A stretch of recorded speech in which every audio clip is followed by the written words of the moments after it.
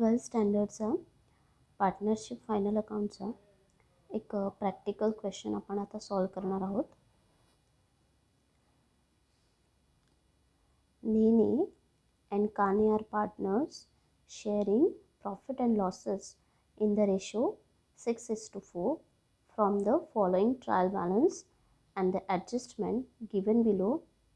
Prepare trading and profit and loss account for the year ending and balance sheet as on that day.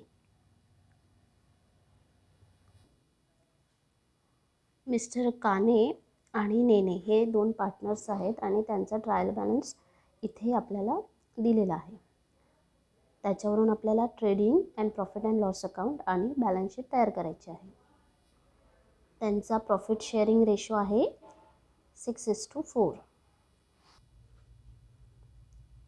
आपण direct posting करणार नाही आहोत, आपल्याला थोडंसं rough work करावं लागणार आहे. कॅपिटल्सचं आपण नंतर बघू. आधी आपण सन्ड्री डेटर्सपासून चालू करू. आता हे सन्ड्री डेटर्स आहे ते कुठे येणार, तर ते ॲसेट साईडला येणार. सन्ड्री डेटर्स म्हणजे ज्यांच्याकडून आपल्याला पैसा येणं आहे, ज्यांना आपण मटेरियल दिलं आहे आणि ते आपल्याला काही अमाऊंट द्यायचे बाकी आहेत, त्यांना सन्ड्री डेटर्स म्हणतात. म्हणजेच ती बिझनेसची मालमत्ता झाली, असेट्स झाली, म्हणून सन्ड्री डेटर्स असेट साईडला. त्याच्यानंतर सन्ड्री क्रेडिटर्स, सन्ड्री डेटर्सच्या अगेन्स्ट आहे सन्ड्री क्रेडिटर्स, म्हणजे ज्याच्याकडून आपण मटेरियल घेतलेलं आहे त्यांना आपण पैसे देणे आहोत, म्हणून सन्ड्री क्रेडिटर्स ही लायबिलिटी आहे. त्याच्यानंतर आहे रेंट 10 मंथ्स. इथे 10 महिन्याचं रेंट दिलेलं आहे, 10 मंथ्स लिहिलेलं आहे, म्हणजे 10 महिन्याचं रेंट दिलेलं आहे आणि 2 महिन्याचं रेंट बाकी आहे. आणि रेंट हा एक्सपेन्स झाला, म्हणजे तो येणार प्रॉफिट अँड लॉस अकाउंटच्या डेबिट साईडला. इथे आपण लिहून घ्यायचं आहे. त्याच्यानंतर हा स्टॉक आहे. स्टॉक 1/4/2018 म्हणजेच हा ओपनिंग स्टॉक आहे. ओपनिंग स्टॉक हा नेहमी ट्रेडिंग अकाउंटला येतो, डेबिट साईडला.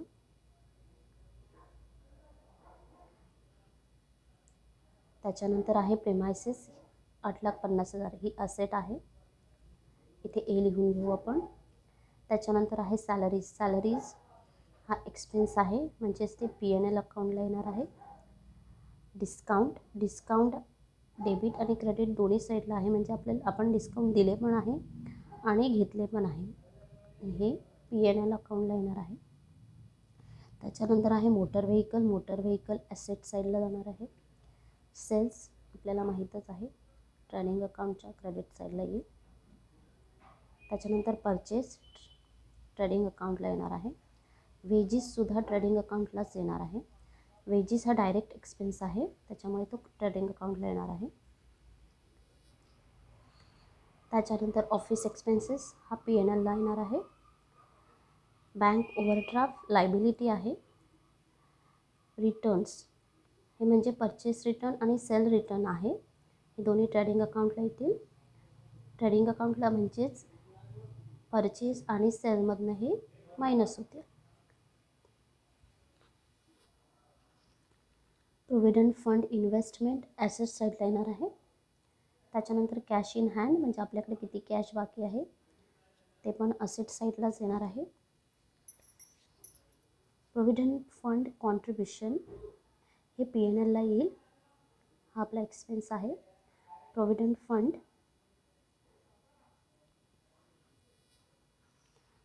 फंड ही आपली लायबिलिटी आहे, एवढा प्रोव्हिडंट फंड आपल्याला भरायचं आहे. त्याच्यानंतर कॅश ॲट बँक ही सुद्धा आपली ॲसेट आहे. त्याच्यानंतर इंटरेस्ट ऑन PF इन्व्हेस्टमेंटवर इंटरेस्ट 42,000 आलेला आहे, ती लायबिलिटी आहे.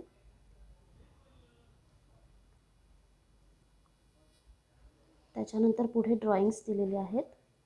नेने यांनी 20,000 रुपये बिझनेसमधून ड्रॉ केलेले आहेत आणि काने यांनी 15,000 रुपये बिझनेसमधून ड्रॉ केलेले आहेत, जे आपल्याला त्यांच्या अकाउंटमधनं, कॅपिटल अकाउंटमधनं मायनस करायचे आहेत.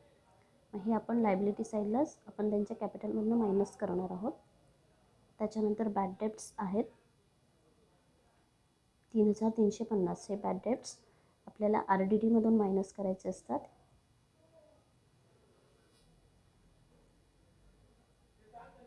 बॅड डेब्ट्स म्हणजे अशी अमाऊंट जी बुडीत आहे, म्हणजे जी आपल्याला आता भेटूच शकत नाही, त्याला बॅड डेब्ट्स म्हणतात. त्याच्यानंतर RDD आहे रिझर्व फॉर डाऊटफुल डेब्ट्स, म्हणजे जे डाऊटफुल डेब्ट्स असतात त्यांच्यासाठी एवढी अमाऊंट त्याने रिझर्व करून ठेवलेली आहे कंपनीने, 3,700. पुढे या ॲडजस्टमेंट्स दिलेल्या आहेत. क्लोजिंग स्टॉक आहे 3,60,000. त्याच्यानंतर आउटस्टँडिंग वेजेस आहे 3,000 आणि सॅलरी आहे 2,000. म्हणजे आउटस्टँडिंग वेजेस 3,000 आणि सॅलरी 2,000 अजून द्यायची आहे. मग ही आउटस्टँडिंग सॅलरी आणि वेजेस आपल्याला ॲड करावे लागणार. त्याच्यासाठी आपण इथे एक लाईन मारून घेऊ, म्हणजे ॲडजस्टमेंटसाठी आपल्याला एक लाईन सोडता येईल. हे वेजेस. त्याच्यानंतर पुढे आहे depreciate motor vehicle at 5% per annum. त्याच्यानंतर मोटर व्हेकल आहे, तिथे पण आपण एक रेष ओढून घ्यायची आहे. त्याच्यानंतर आहे write off bad debts of 5,000 and provide for RDD at 5% on sundry debtors. म्हणजेच सन्ड्री डेटर्समधून, हे जे सन्ड्री डेटर्स आहेत त्याच्यामधून आपल्याला 5,000 बॅड डेब्ट्स मायनस करायची आहे आणि 5% RDDसुद्धा चार्ज करायची आहे. इथे आपल्याला 2 लाईन्स लागतील. अजून त्याचा इफेक्ट बॅड डेब्ट्सवर पण होणार आहे. इथेही आपल्याला 3 लाईन लागतील. काने withdraw goods of ₹6,000 for his personal use. काने यांनी बिझनेसमधून 6,000 रुपयाचा मटेरियल माल स्वतःच्या यूजसाठी काढलेला आहे. हे विड्रॉल आहे, म्हणजेच हे मिस्टर काने यांच्या अकाउंटमधनं लेस होणार आहेत. त्यामुळे कॅपिटल अकाउंटला सुद्धा आपल्याला टोटल 3 लाईन्स लागणार आहेत.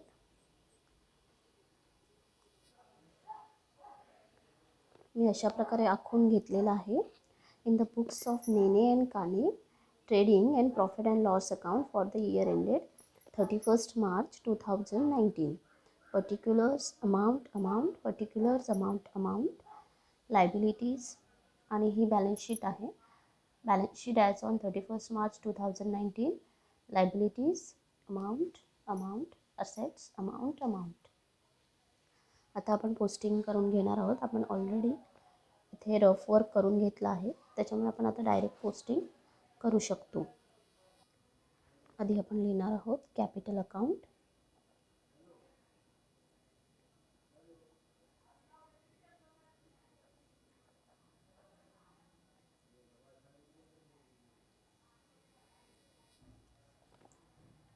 नेने, इथे आपल्याला 3 लाईन्स सोडायच्या आहेत आणि नेनेंचं कॅपिटल आहे 15 लाख.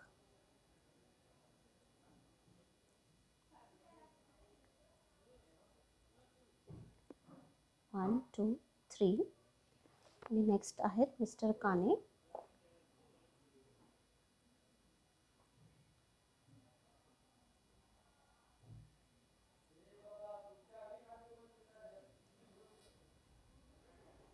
मिस्टर कानेंचं कॅपिटल आहे 10 लाख.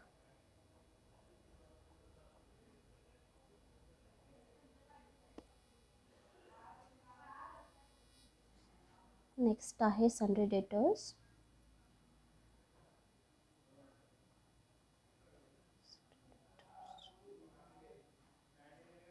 सन्ड्री डेटर्स आहेत 4,50,000.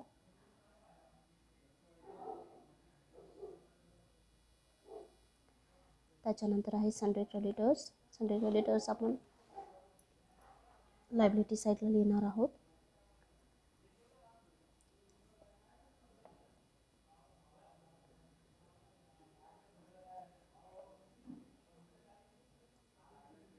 सन्ड्री क्रेडिटर्स आहेत 3,00,000.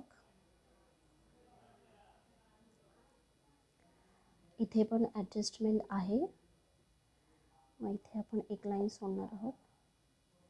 सन्ड्री डेटर्सला पण आपल्याला 2 लाईन्स सोडाव्या लागणार आहेत, 3 लाईन्स सोडाव्या लागणार आहेत.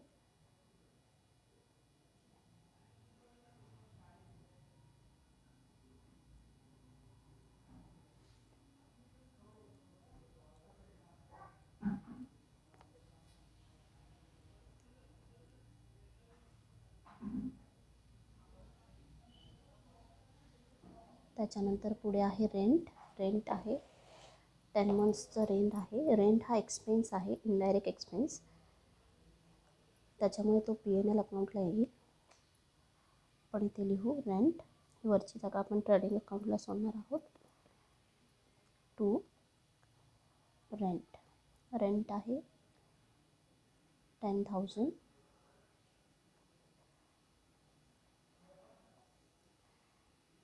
रेंटला ॲडजस्टमेंट आहे, त्याच्यामुळे एक लाईन आपल्याला सोडावी लागणार आहे इथे, आणि आपण इनर कॉलमला 10,000 लिहिलेले आहेत. त्याच्यानंतर नेक्स्ट आहे स्टॉक. ओपनिंग स्टॉक आहे 5,35,500. टू ओपनिंग स्टॉक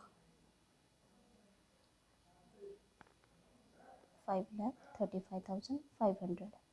हे आपण आउटर कॉलमला लिहिणार आहोत. इथे काहीच ॲडजस्टमेंट नाही आहे.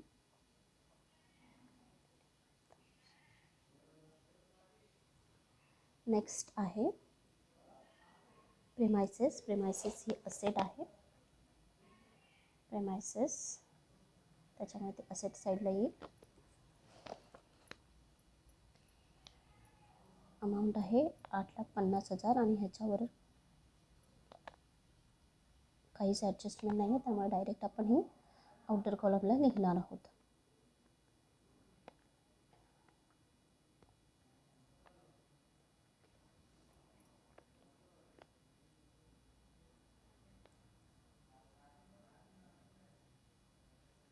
त्याच्यानंतर आहे सॅलरी. सॅलरी हा एक्सपेन्स आहे.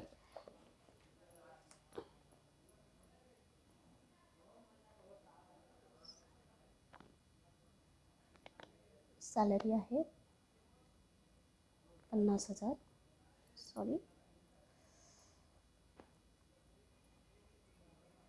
टू सॅलरीमध्ये पण ॲडजस्टमेंट आहे, त्यामुळे ते आपण इनर कॉलमला लिहू.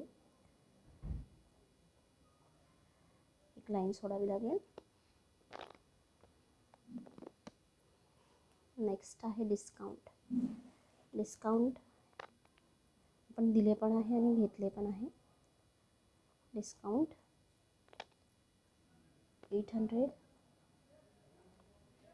and by discount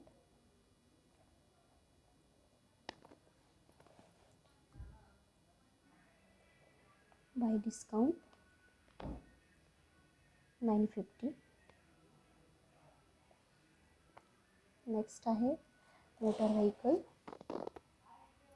motor vehicle asset साईडला येईल.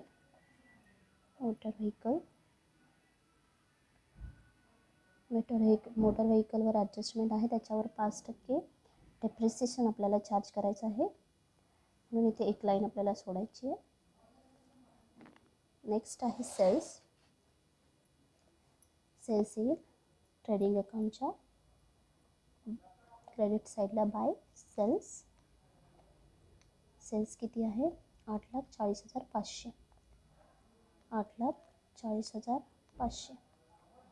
आता ह्या सेल्समध्ये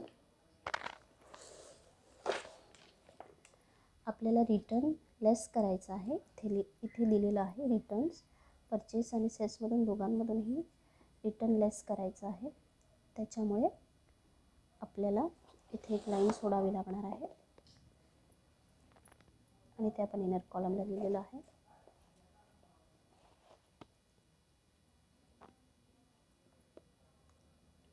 नेक्स्ट आहे परचेस पण सेम ट्रेडिंग अकाउंटच्या डेबिट साईडला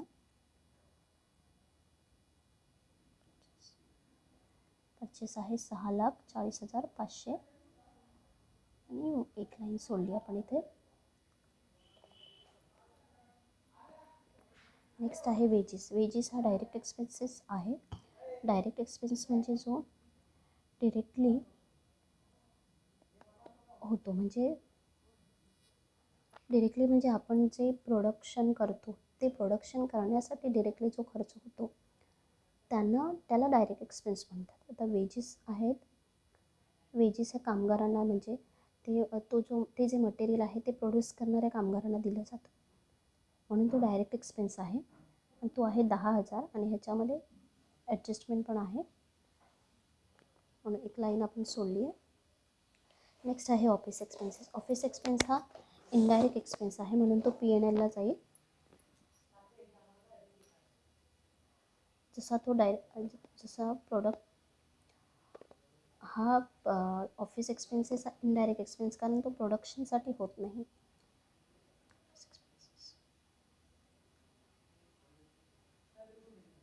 फॅक्टरीसाठी होत नाही. जे खर्च फॅक्टरीमध्ये होतात, प्रोडक्शनसाठी होतात, त्यांना डायरेक्ट एक्सपेन्सेस म्हणायचं. तर हे ऑफिस एक्सपेन्सेस आहे 20,000. इथे पण एक इथे ॲडजस्टमेंट नाही आहे, मग आउटर कॉलमला लिहिलं तरी चालेल.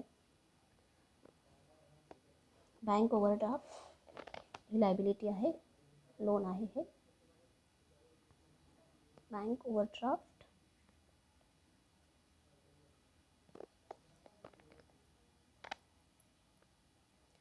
ओव्हरड्राफ्टवर काहीच ॲडजस्टमेंट नाही आहे. 1,50,000 लिहिलेली आहे. नेक्स्ट आहे रिटर्न्स. इथे आपल्याला दिलेले आहेत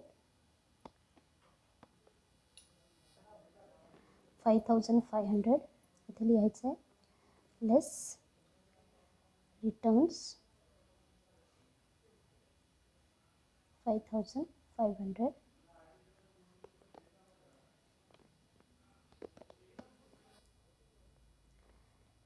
$8,40,500 minus 5,500, 8,35,000. then next आहे परचेस रिटर्न लेस परचेस रिटर्न. इथे नुसतं रिटर्न लिहिलं तरी चालेल. परचेस रिटर्न आहे 3,500, 3,500. इथे येतील 6,37,000.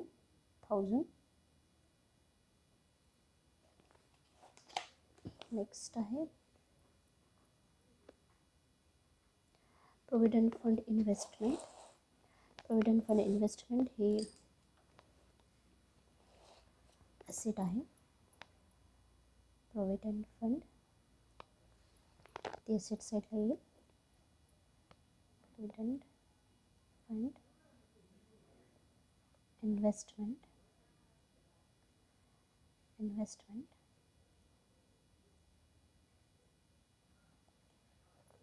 ती आहे 8,00,000.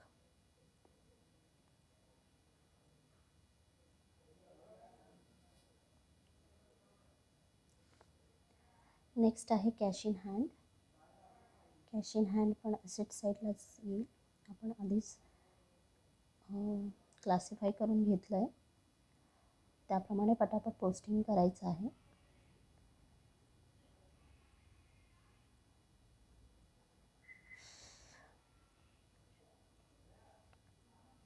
$40,000. नंबर्स जे आहेत, अमाऊंट जे आहेत ते एकाखाली एक व्यवस्थित येणं गरजेचं आहे, म्हणजे आपल्याला टोटल करताना कन्फ्युजन नाही होणार, प्रॉब्लेम नाही होणार. नेक्स्ट आहे प्रोव्हिडंट फंड कॉन्ट्रीब्युशन. हे P&Lला येईल. हा आपला एक्सपेन्स आहे. हा आपण एक्सपेन्स केलेला आहे टू प्रोव्हिडंट फंड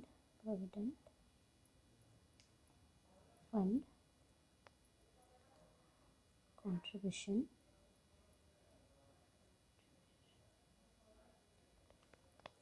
येत आहेत 1,00,000 रुपये.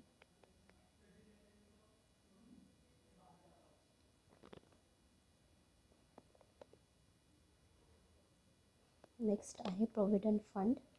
2,80,000 ही लायबिलिटी आहे. एवढा प्रोव्हिडंट फंड भरायचा आहे. प्रोव्हिडंट फंड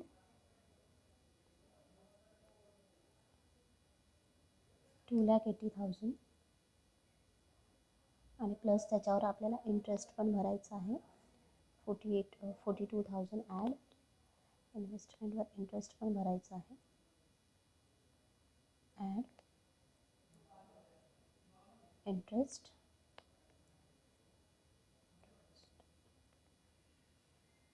42,000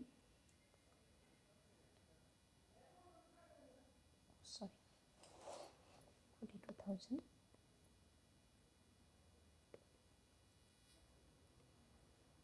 इथे टोटल येईल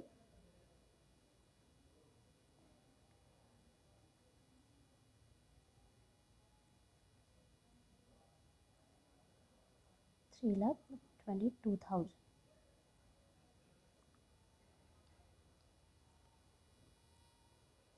नेक्स्ट आहे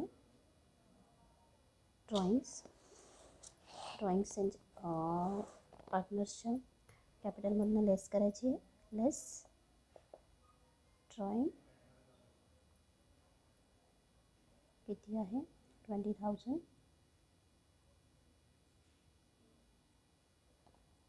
आणि मिस्टर कानेंची आहे लेस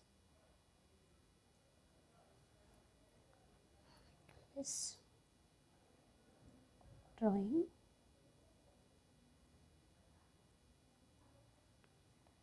15,000.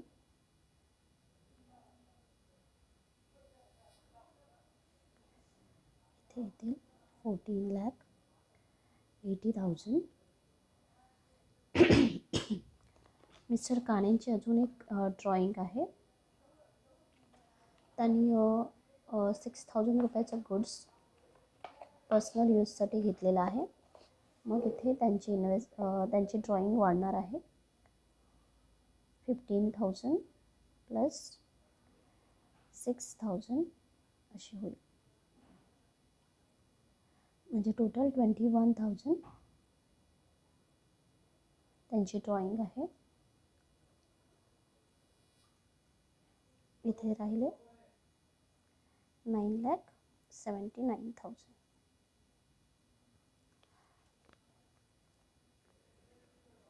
त्यांनी जो हा गुड्स घेतला आहे पर्सनल यूजसाठी त्याचा दुसरा इफेक्ट ट्रेडिंग अकाउंटच्या क्रेडिट साईडला होईल. ॲडजस्टमेंटमध्ये जे ॲडजस्टमेंट दिलेले असतात त्याचे नेहमी 2 इफेक्ट्स होतात. कानेने जो मटेरियल विड्रॉ केला आहे त्याचा एक इफेक्ट आपण ड्रॉइंग लेस केली आहे त्यांच्या कॅपिटलमध्ये. त्याचा दुसरा इफेक्ट इथे होणार आहे सेल्स अकाउंटच्या ट्रेडिंग अकाउंटच्या क्रेडिट साईडला. By goods withdraw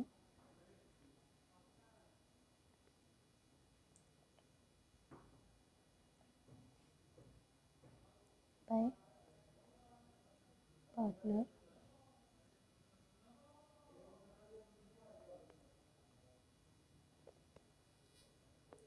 for personal use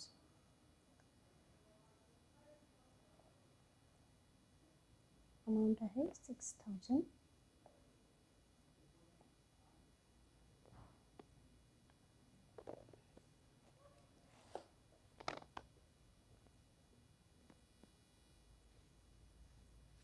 next आहे बॅड डेब्ट्स. बॅड डेब्ट्स हा कंपनीचा एक्सपेन्स आहे. म्हणजेच बॅड डेब्ट्स म्हणजेच बुडीत कर्ज जे आपल्याला भेटणार नाही आहेत पैसे, तो कंपनीचा खर्च आहे. तो P&L अकाउंटला येईल. 2 बॅड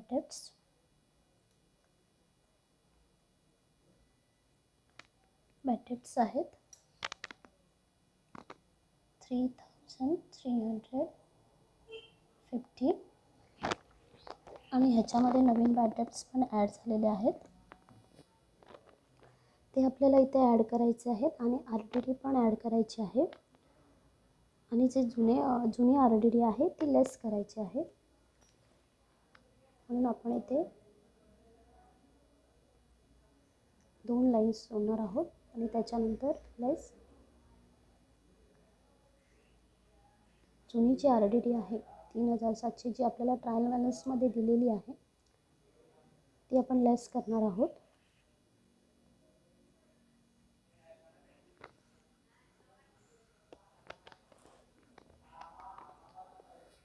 आता ट्रायल बॅलन्समध्ये जेवढे पण आयटम दिले होते त्या सगळ्यांचं पोस्टिंग झालेलं आहे. आता आपण ॲडजस्टमेंटमध्ये जे दिलं आहे त्यांचं पोस्टिंग करायचं आहे. पहिले आहे क्लोजिंग स्टॉक 3,60,000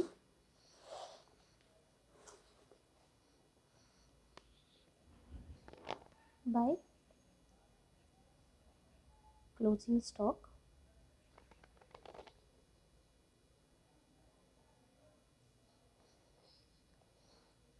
3,60,000 आणि दुसरा इफेक्ट याचा होणार आहे बॅलन्स शीटच्या क्रेडिट ॲसेट साईडला सगळ्यात लास्ट लिहायचं आहे closing stock 3,60,000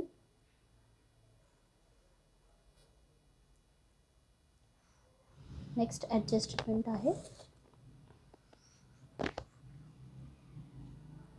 outstanding wedges 3,000 and salaries 2,000 म्हणजेच आपल्याला आउटस्टँडिंग वेजेस आणि सॅलरी ॲड करायचे आहेत. वेजेस आहेत 3,000 ॲड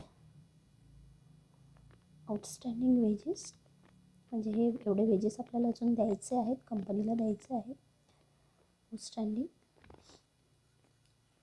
3,000 टोटल येईल 13,000 आणि ह्याचा दुसरा इफेक्ट होईल लायबिलिटी साईडला. हे आपल्याला देणं आहे म्हणजेच ही आपली रिस्पॉन्सिबिलिटी आहे, लायबिलिटी आहे. सो हे लायबिलिटी साईडला येईल. आउटस्टँडिंग एक्सपेन्सेस फर्स्ट येईल वेजेस आहे 3,000. नेक्स्ट आहे सॅलरीज ॲड आउटस्टँडिंग ती आहे 2,000 टोटल इथे येईल 52,000. इथे पण दुसरं पोस्टिंग इथे होईल liability side salaries how much 2,000 आणि अजून एक आउटस्टँडिंग एक्सपेन्स आहे आउटस्टँडिंग रेंट. इथे फक्त 10 मंथ्सचं रेंट दिलं होतं म्हणजे 2 मंथ्सचं रेंट अजून बाकी आहे. त्याचं कॅल्क्युलेशन आपण आता करणार आहोत.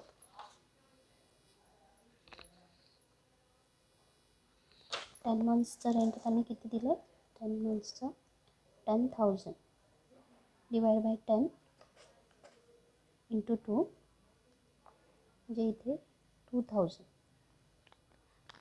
10 मंथचं 10,000 दिले म्हणजे 1 मंथचं 1,000 रेंट आहे. 1,000 इंटू 2 म्हणजे 2 मंथ्सचं 2,000 रेंट अजून आउटस्टँडिंग ॲड आउटस्टँडिंग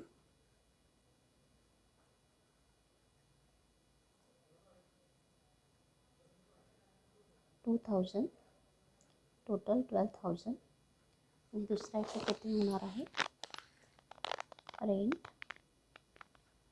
2,000 टोटल इथे होणार आहे 3 + 2 5 + 7 7,000 7,000. नेक्स्ट ॲडजस्टमेंट आहे depreciate motor vehicle at 5% per annum.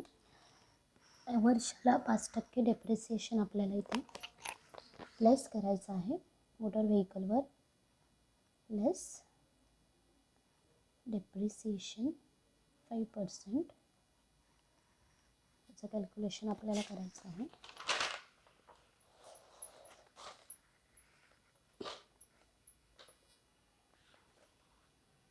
into 5, 18,500.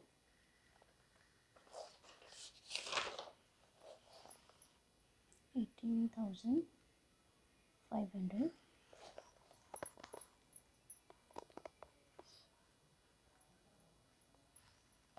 3,51,500. Depreciation हा आपला लॉस आहे, तो आपला एक्सपेन्स आहे. म्हणून ह्याचा दुसरा इफेक्ट P&L अकाउंटच्या डेबिट साईडला होईल. To depreciation on motor vehicle.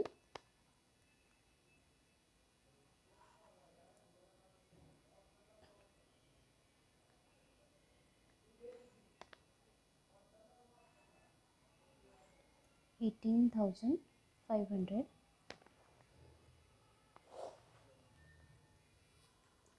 Next adjustment आहे write off bad debts of ₹5,000 and provide for RDD at 5% sundry debtors. Sundry डेटर्सवर आपल्याला 5% RDD काउंट करायची आहे. 4,50,000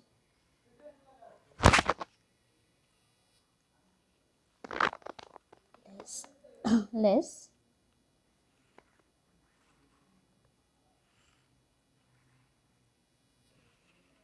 bad debts 5,000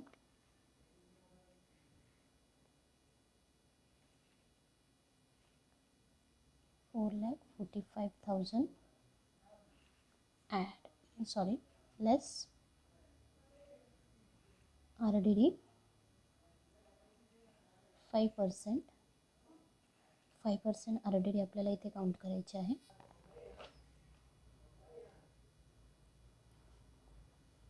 22,250.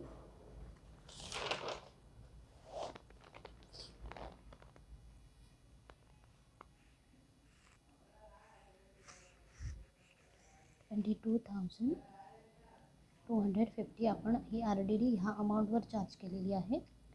Bad debts minus करून जी अमाऊंट राहते आहे त्या अमाऊंटवर आपण ही 5% RDD चार्ज केलेली आहे. RDD लेस केल्यावर आपल्याला अमाऊंट मिळेल 4,22,750. त्याचा दुसरा इफेक्ट आपल्याला P&L अकाउंटच्या डेबिट साईडला होणार आहे.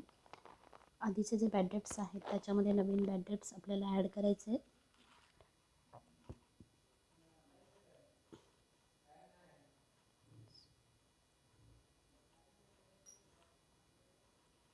$5,000.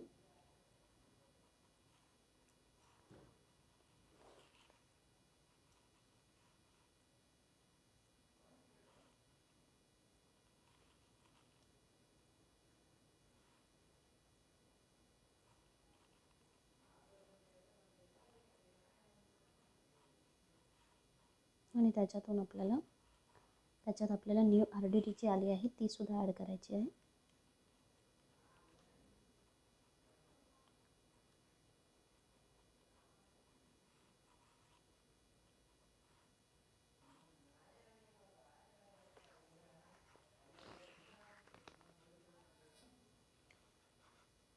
Old RDD 3,350.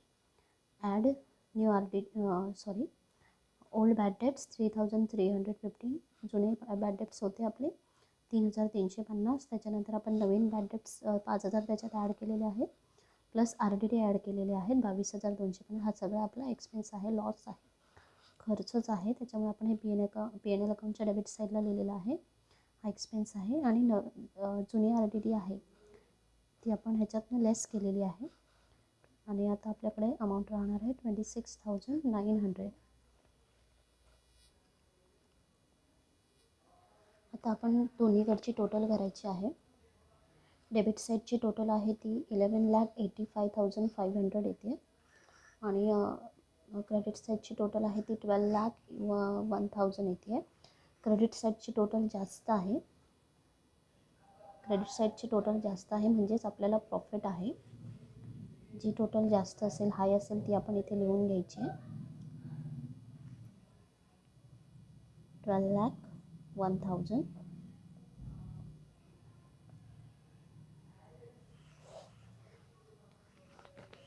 ही डेबिट साईडची अमाऊंट आहे 11,85,000. ती आपण 12,01,000मधून मायनस केल्यानंतर आपल्याला 15,500 क्रॉस प्रॉफिट मिळणार आहे. टू क्रॉस प्रॉफिट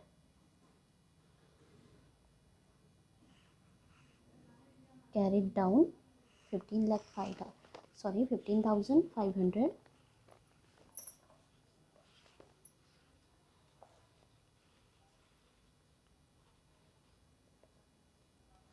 ते प्रॉफिट आपण प्रॉफिट अँड लॉस अकाउंटला लिहायचं आहे. By brought down gross profit brought down gross profit transfer करायचं आहे प्रॉफिट अँड लॉस अकाउंटला. Brought down 15,500.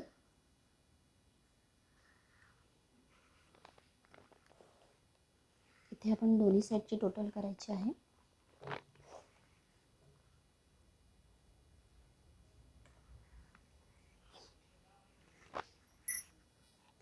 क्रेडिट साईडची जी टोटल आहे ती होणार आहे 16,450 आणि डेबिट साईडची जी टोटल आहे ती होणार आहे 2,30,200. ह्याचाच अर्थ असा आहे की आपल्याला प्रॉफिट कमी झालेला आहे पण आपल्याला एक्सपेन्स खूप जास्त झालेले आहेत, त्याच्यामुळे आपल्याला लॉस झालेला आहे. आणि हा जो लॉस आहे तो आपण क्वेश्चनमध्ये दिलेला आहे रेशो, त्या रेशोमध्ये दोन्ही पार्टनर्समध्ये डिवाइड करायचं आहे. इथे आपण टोटल लिहून घ्यायची आहे 2,30,200. डेबिट साईडची टोटल जास्त आहे म्हणजेच आपल्याला लॉस झालेला आहे. 2,30,200 मायनस 16,450 केल्यावर अमाऊंट येणार आहे 2,13,750. बाय तो लॉस आहे तो आपण क्रेडिट साईडला लिहायचं आहे नेट लॉस आणि तो दोन्ही पार्टनरमध्ये आपल्याला डिवाइड करायचा आहे.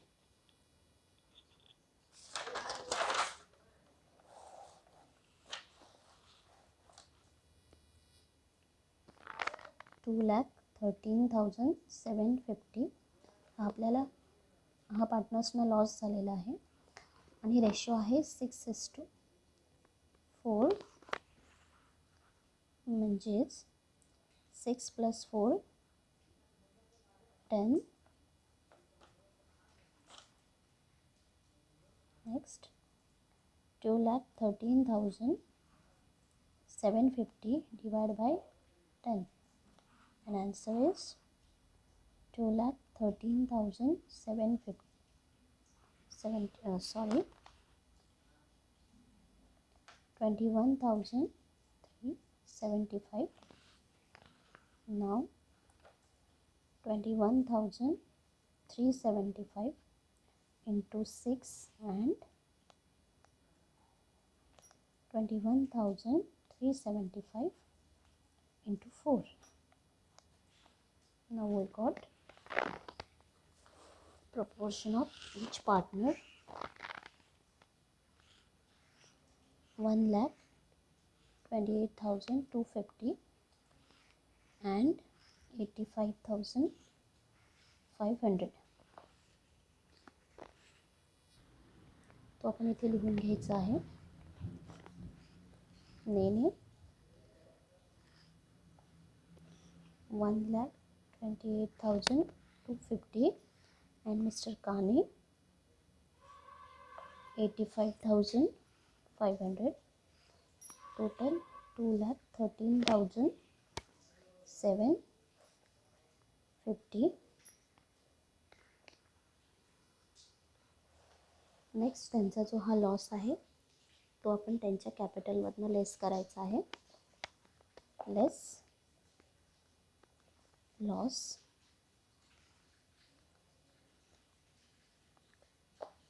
1,28,750 and less net loss इथे पण तसंच लिहायचं. Net loss 85,500. आपल्याला इथे अमाऊंट भेटेल 13,51,750 and here 8,93,500.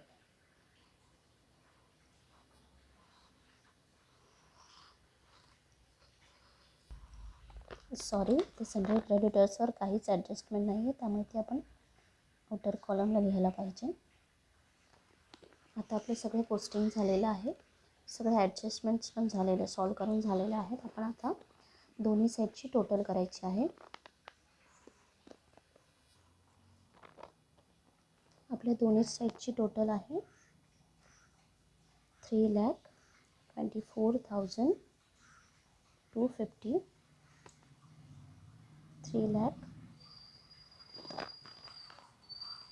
3,24,250. अशा प्रकारे हा आपला प्रॉब्लेम सोडून झालेला आहे. आपली बॅलन्स शीट टॅली झालेली आहे.